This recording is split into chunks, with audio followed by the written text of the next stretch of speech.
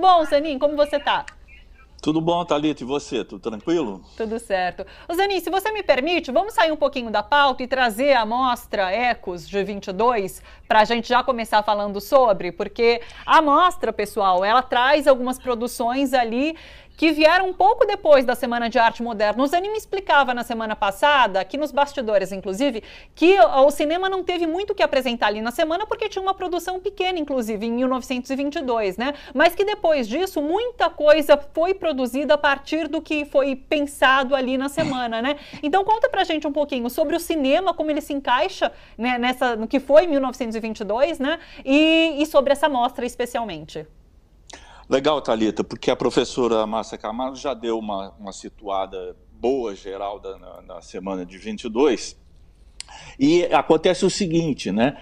É uma semana, como ela falou, uma semana em que estavam sendo debatidas e ventiladas e veiculadas as propostas estéticas mais avançadas que rompiam com o tradicionalismo de diversas áreas, da literatura, da poesia, da pintura, da música, etc. e tal.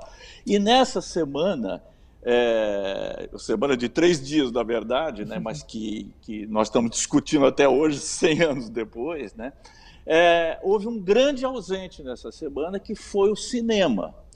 E isso até é um paradoxo, porque o cinema foi qualificado pelo próprio Mário de Andrade, que é uma das figuras centrais da Semana de Arte e do todo o modernismo brasileiro, como a mais moderna das artes. Ora, por que a mais moderna das artes não compareceu à Semana de Arte Moderna de 1922?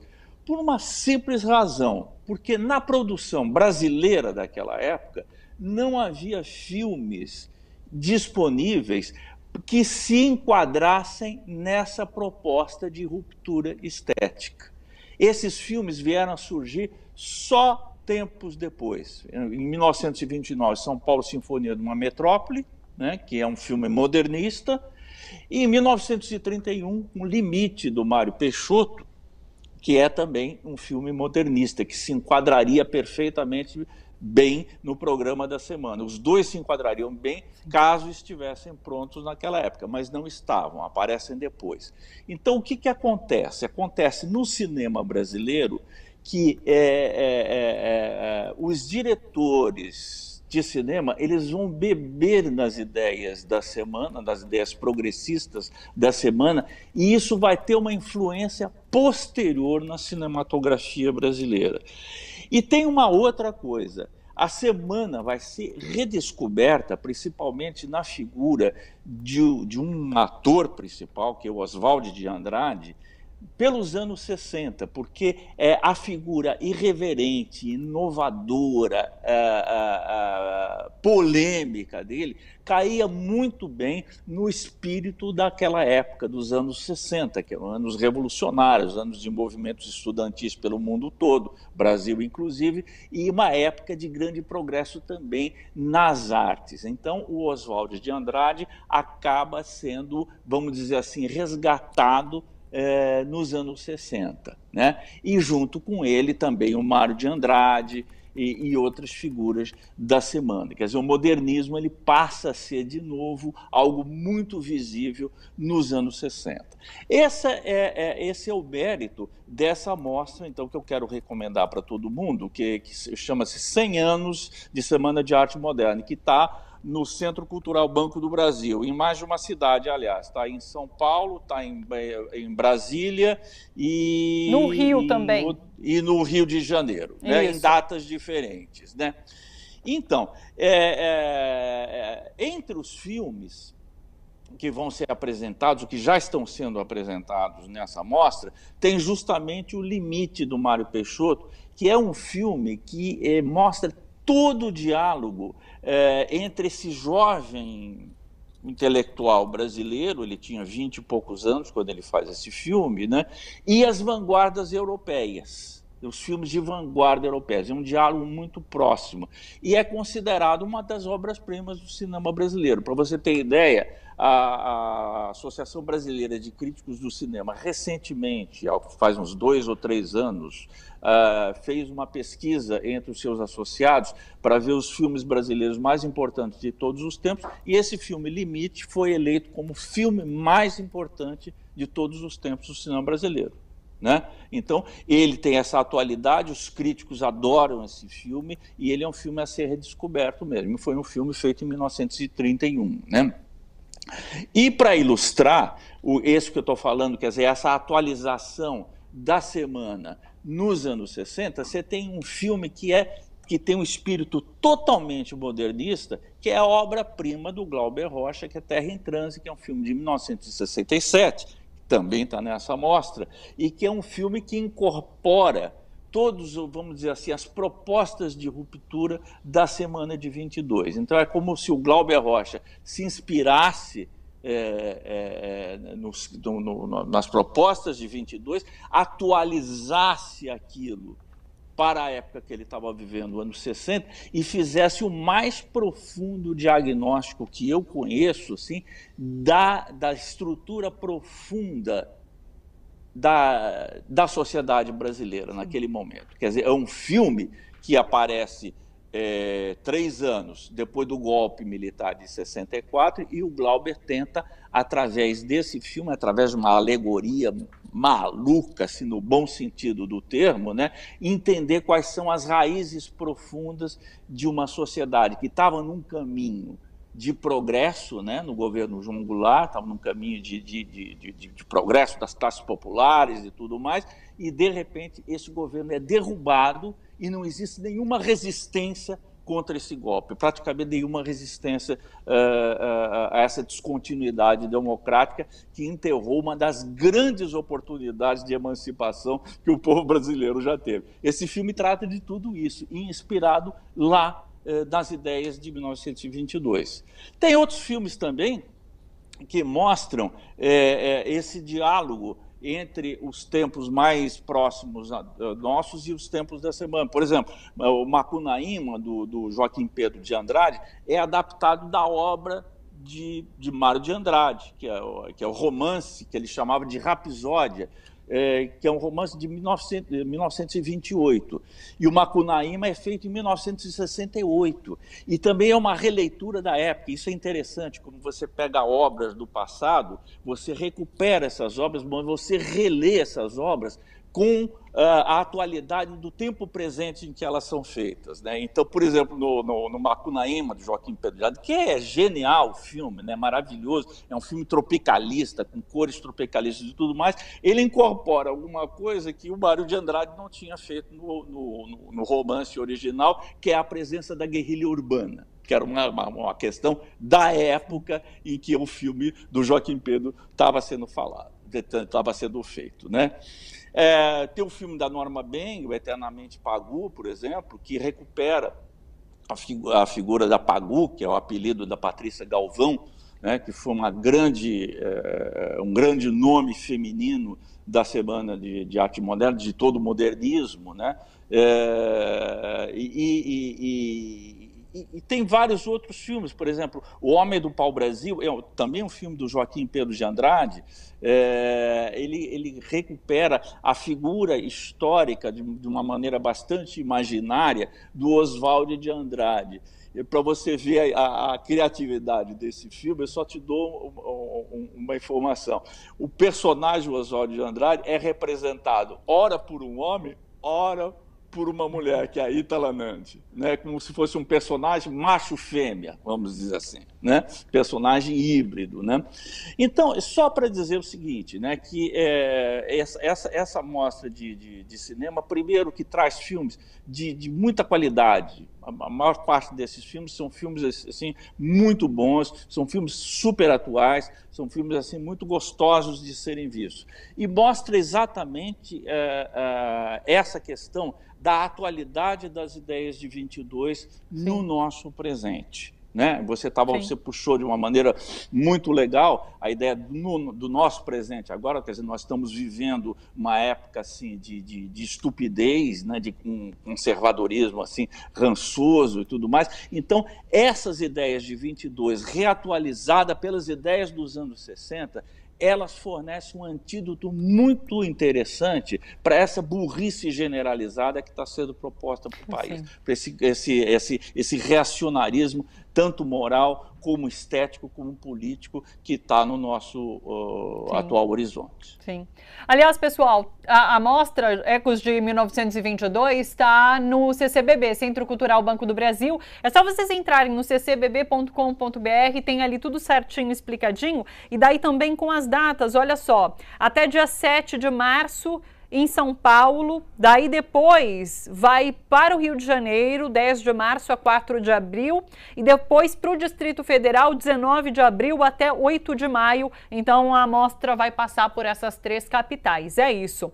Vamos falar agora sobre estreia nos cinemas, então, Zanin, olha só, a gente começa com Licorice Pizza, que o Zanin já tinha me falado que tinha adorado na semana passada, daí mais um pessoal veio me falar também que é uma obra de arte, enfim, conta mais sobre esse filme, é indicado ao Oscar, né, e parece ser um filme muito gostoso de assistir.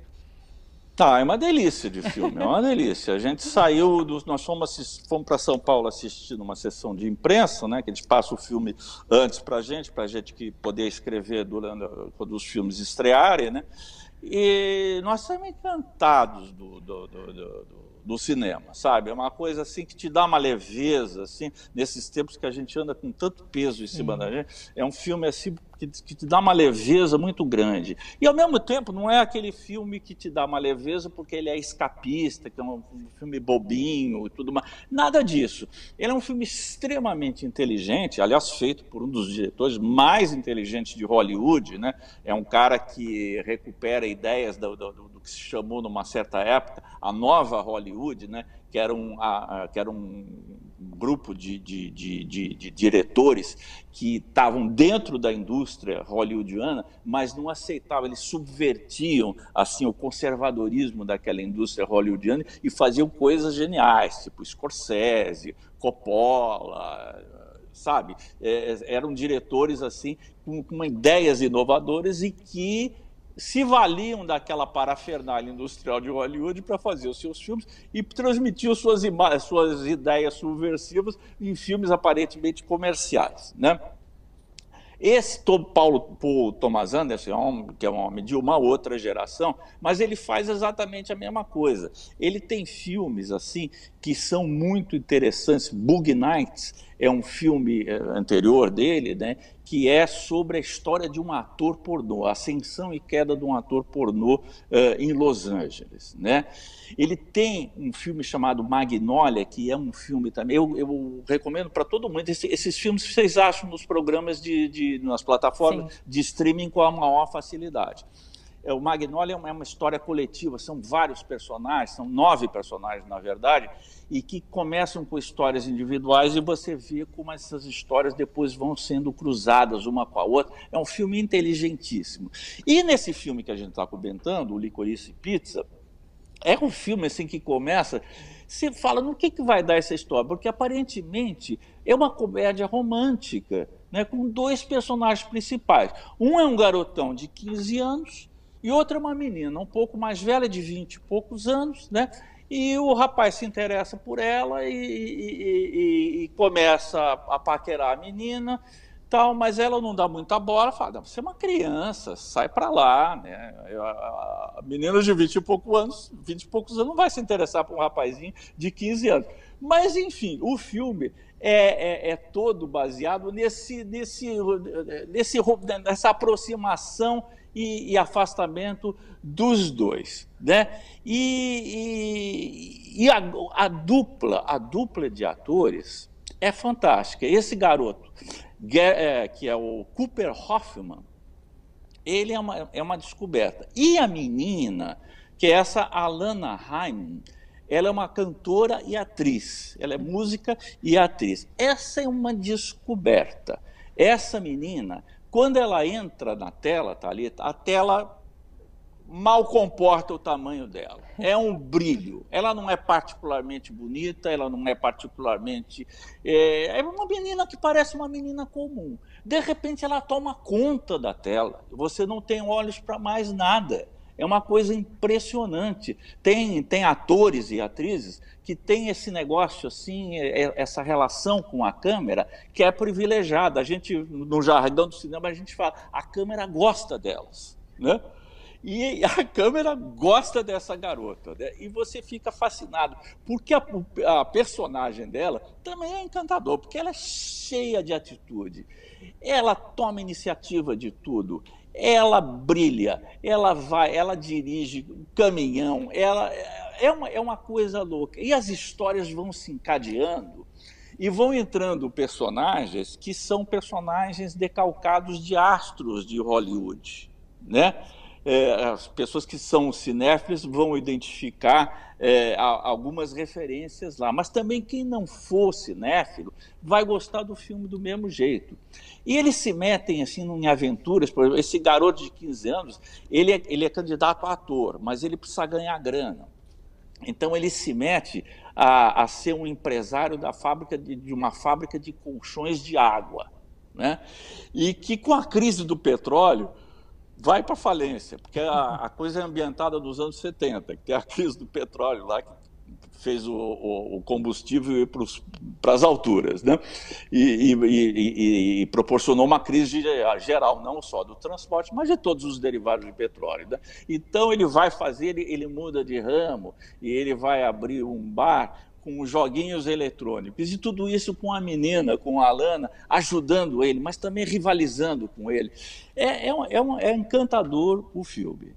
São várias histórias, sempre puxadas por esse par, né? Que está sempre junto, mas também não está. E os dois brilham. O roteiro é muito criativo, a forma de filmagem dele, ele filma assim, com muitos planos sequência, que são os planos sem corte, duradouros, assim. Cinematograficamente, o cinema do Paul Thomas Anderson é muito bom, é muito brilhante, a fatura, o jeito como ele faz os filmes é muito criativa e muito brilhante, é muito consistente do ponto de vista cinematográfico. Agora, prestem atenção nessa menina. Essa menina é um fenômeno. Perfeito. Nossa, eu tô louca para assistir esse filme realmente. Já tá nos cinemas, é a chance agora, né? Ô Zanin, só que olha, a gente tá quase já com o tempo esgotado. Eu vou te sugerir o seguinte, da gente dar uma dica de streaming, então, um dos filmes que vão pro Oscar, que estão no Oscar, né? E que dá para acompanhar por streaming, e daí a gente vai dando assim um por sexta-feira. Vamos fazer isso? Pode ser? Pode ser sim. Qual então você escolhe? Eu vou escolher A Tragédia de Macbeth. Tá. Que é dirigida pelo Joel Cohen. Os nossos espectadores que são cinéfilos sabem que geralmente o Joel trabalha com o irmão, que é o Ethan Coen, aqui ele está trabalhando sozinho e faz mais uma adaptação da tragédia de Shakespeare, que é uma das peças de Shakespeare mais adaptadas para o cinema, mas ele faz de uma maneira bastante criativa, né? Em preto e branco, assim, parece um filme do expressionismo alemão, e o par de atores é genial, né? O Denzel Washington, né, faz o Macbeth, o personagem principal, né, de uma forma brilhante, e não menos brilhante é a Frances McDormand, que eu sempre falo aqui, ela está sempre em vários filmes, estava no Nomadland, ganhou Oscar e tudo mais. Ela faz a Lady Macbeth. Só para situar, assim, rapidinho e para terminar, a tragédia de Shakespeare é a tragédia da ambição pelo poder. Quer coisa mais atual do que isso? Né? Então, a arquitetura de um plano para matar o rei, né, Duncan, né, e substituí-lo no poder. E quem estimula o crime na penumbra é a Lady Macbeth, que é ambiciosa, estimula o marido a cometer esse crime. né? Então, essa é a tragédia assim, talvez a mais encenada de Shakespeare, certamente a mais adaptada para o cinema. Ele teve várias outras adaptações para o cinema, Kurosawa, Polanski, um monte de diretor, assim, peso pesado, adaptou essa peça, e essa aqui não fica nada atrás. E faz essa inovação de colocar um ator negro no papel principal, que é tradicionalmente encenado por brancos. E ele está excelente. Ele está disputando o Oscar de melhor ator, e eu acho que ele tem uma grande possibilidade de ganhar. Eu acho que é um dos favoritos. Legal. Pessoal, esse filme está no Apple TV, tá bom? Quem tem, então, Isso. dá para assistir pelo streaming. E daí a gente faz isso, Zanin. A gente dá uma dica, então, por sexta-feira, de filme que está concorrendo ao Oscar e que você pode acompanhar no streaming neste momento. Zanin, agradeço demais. Muito obrigada. Hoje deu certo, conexão bacana. A gente conseguiu quase a pauta completa. Vamos comemorar, então. Olha, boa sexta-feira. Vamos comemorar. Boa sexta-feira, um ótimo final de semana para você. Até semana que vem. Beijão, Zanin. Para você, para vocês todos, um ótimo fim de semana. Até semana que vem. Beijão. Obrigada.